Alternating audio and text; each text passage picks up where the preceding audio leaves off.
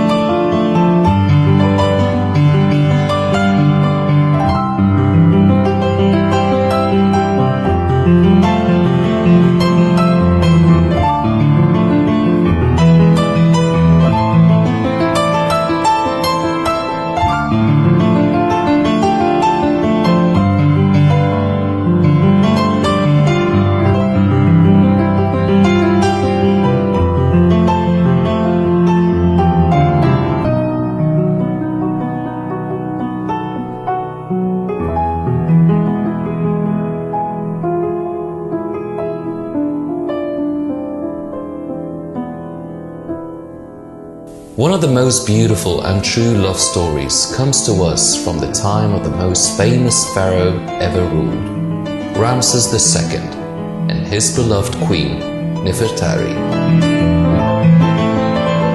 Ramses the Great. The story between Ramses and Nefertari started while he was the crown prince, and even before becoming the king. Most likely she was a daughter of one of the nobles, and we are quite sure that between them was a great love story some 3,300 years ago. Nefertari was the most beloved woman by the king until she died after almost more than 25 years of marriage. He dedicated lots of his work to her. Most of his statues have small statues of her attached to him. And although her size is much smaller than him, the difference in the size was not because she was a woman and he was a man. It was because he was a god and she was a human queen.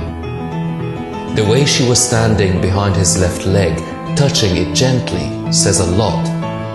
I am supporting my king, my beloved husband, and I push him to do all his best. His answer back is, my beloved, I believe that behind every successful man is a great woman like you, Nefertari. At the site of Abu Simbel, he built and dedicated a temple to her as a goddess, and next to his statues were statues of her the same size as the king. Known as the Temple of Ramses, beloved by Amun, it was one of 6 rock temples erected in Nubia during the long reign of Ramses II. Their purpose was to impress Egypt's southern neighbors and also to reinforce the status of Egyptian religion in the region, but above all, to express the deep love this great king carried for his beloved queen. The great temple at Abu Simbel, which took about 20 years to build, was completed around year 24 of the reign of Ramses the Great. It was dedicated to the gods Amun, Rahur-Akhti, and Ptah, as well as to the deified Ramses himself. It is generally considered the grandest and most beautiful of the temples commissioned during the reign of Ramses II, and one of the most beautiful in Egypt, not to mention the whole world. 4 colossal 20-meter statues of the pharaoh with a double crown of Upper and Lower Egypt decorate the facade of the temple, which is 35 meters wide and is topped by a frieze with 22 baboons. The colossal statues were sculptured directly from the rock in which the temple was located. All statues represent Ramses II, seated on a throne and wearing the double crown of Upper and Lower Egypt. Next to the legs of the colossi, there are other statues no higher than the knees of the pharaoh. These depict Nefertari, Ramses' most beloved wife, and Queen Mother Mutoi, his first sons Amun, Hir, Khepshef, Ramses III, and his first 6 daughters, Bintanath, Biktmut, Nefertari, after her mom, Miritamun, Nibitawi, and Isetnofret. The entrance itself is crowned by a bas-relief representing 2 images of the king, worshipping the falcon-headed Rahur Akhti, whose statue stands in a large niche. This god is holding the hieroglyph Usur and a feather in his right hand with Ma'id, the goddess of truth and justice, on his left. This is nothing less than a gigantic cryptogram for Ramses II's throne name, Usur Ma'id Ra.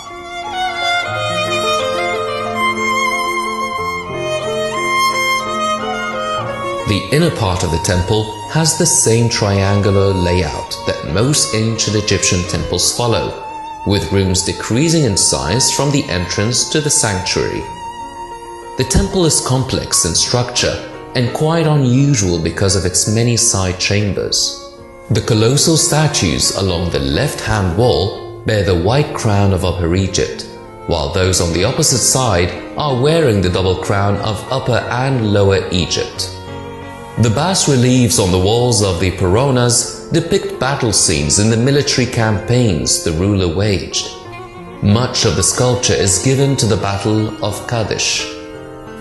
The most famous relief shows the king on his chariot shooting arrows against his fleeing enemies, who are being taken prisoners.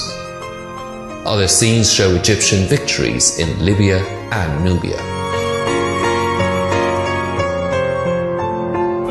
From the hypostyle hall, one enters the second pillared hall, which has 4 pillars decorated with beautiful scenes of offerings to the gods.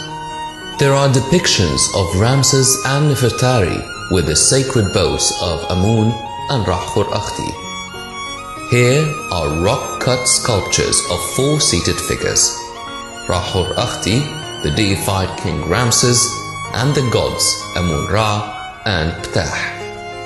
It is believed that the axis of the temple was positioned by the ancient Egyptian architects in such a way that on October 22nd and February 22nd, the rays of the sun would penetrate the sanctuary and illuminate the sculptures except for the statue of Ptah, a god connected with the underworld who always remained in the dark. These dates are allegedly the king's birthday and coronation day respectively. Rahur Akhti, Amun-Ra and Ptah were the main divinities in that period, and their cult centers were at Heliopolis, Thebes and Memphis respectively.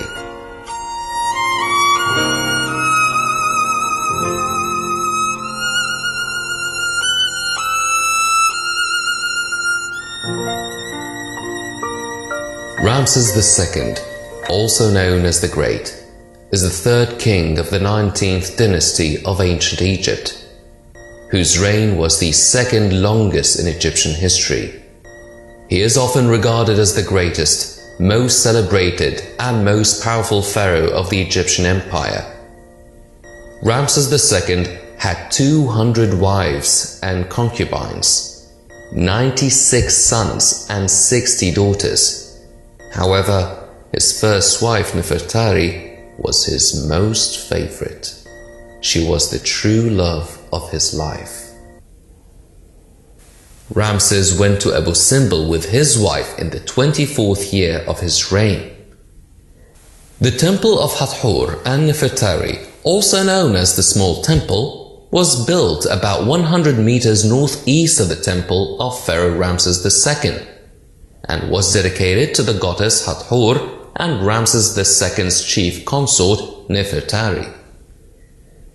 This was, in fact, the second time in ancient Egyptian history that a temple was dedicated to a queen.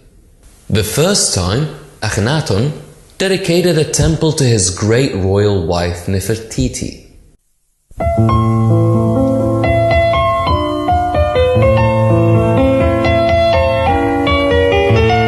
The rock-cut facade is decorated with two groups of colossi that are separated by the large gateway.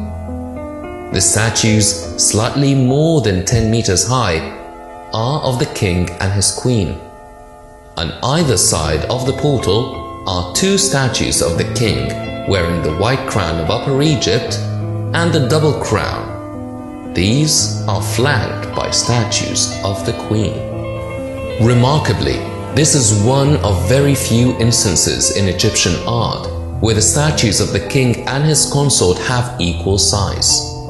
Traditionally, the statues of the queens stood next to those of the pharaoh, but were never taller than his knees. The hypostyle hall, or peronas, is supported by 6 pillars. In this case, however, they are not Osiris pillars depicting the king, but are decorated with scenes with the queen playing the sistrum, an instrument sacred to the gods Hathor, together with the gods Horus, Khnum, Khonsu, and Thut, and the goddess Hathor, Isis, Mat, Mut of Ashur, Satis, and Tawirit. The capitals of the pillars bear the face of the goddess Hathor.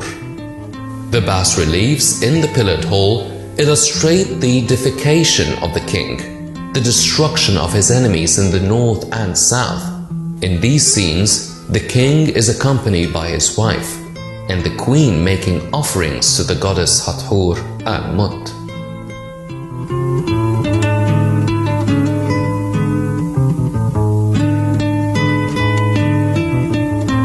Reading, writing, engineering, arithmetic, geometry, astronomy, space measurement, time calculations were all part of these massive love structures. The priests of Heliopolis were known as the guardians of sacred knowledge and earned their reputation of wise men.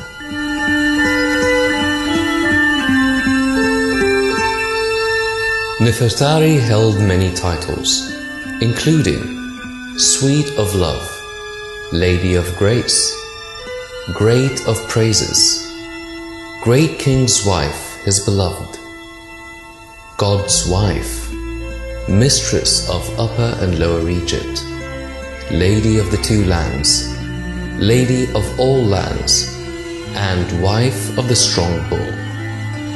But the most beautiful title was given to her by the king himself, the one for whom the sun shines. When he lost her after almost 25 years and was showing his weakness, he said, "My love is unique. No one can rival her, for she is the most beautiful woman alive. Just like passing, she has stolen away my heart."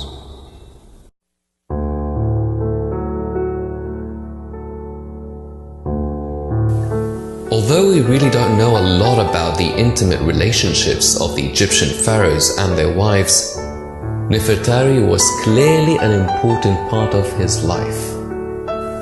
Simply calling it a day for love would be an understatement because of all the devotion, passion, and thoughtfulness composed together to show that special someone just how much they mean to you.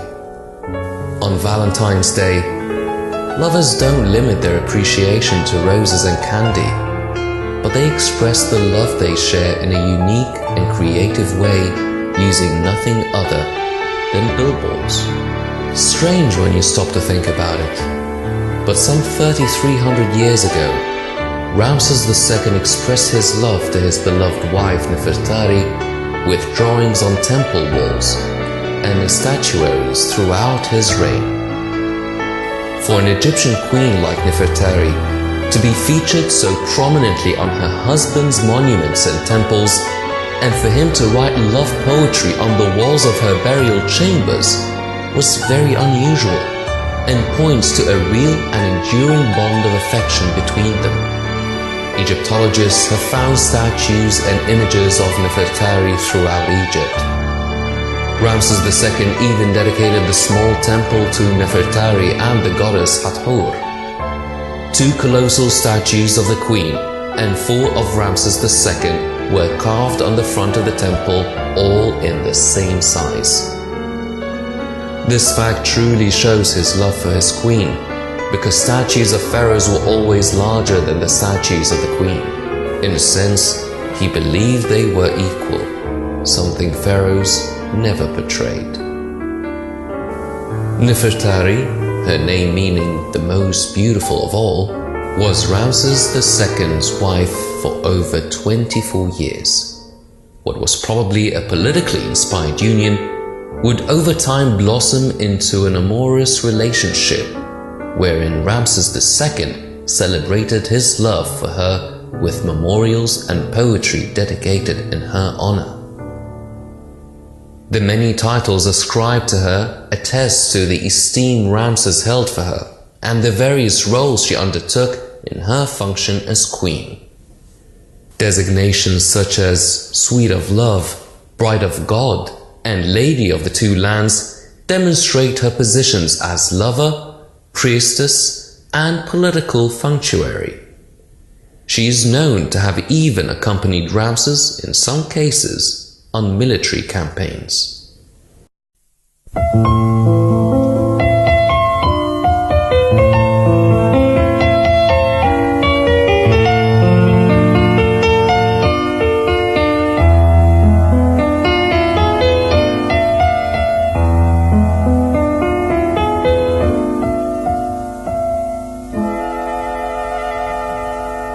Nefertari's exquisite tomb is sometimes referred to as the Sistine Chapel of ancient Egypt and is considered to be one of the jewels of Egyptian funerary monuments.